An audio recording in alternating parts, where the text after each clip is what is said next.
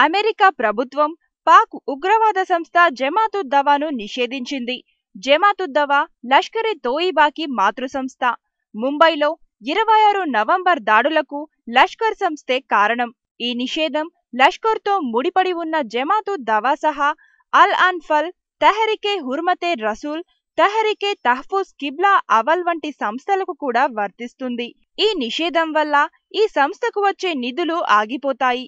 దీని కార్యకర్తలపై చర్యలు తీసుకోవడానికి వీలవుతుంది. ఇటీవలే ఆఫ్ఘనిస్తాన్లోని హెరాత్లో భారత రాయబార కార్యాలయంపై జరిగిన దాడికి కూడా లష్కర్ కారణమని అమెరికా ప్రకటించింది.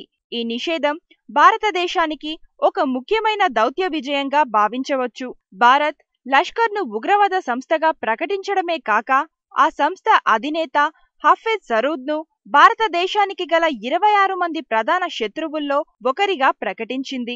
హఫీజ్ను తమకు ఇవ్వమని భారత్ పాకిస్తాన్ను ఎప్పటినుంచో కోరుతుంది. జమాతుద్దవాను నిషేధించాలని ఎప్పటినుంచో భారత్ ఒత్తిడి తెస్తోంది.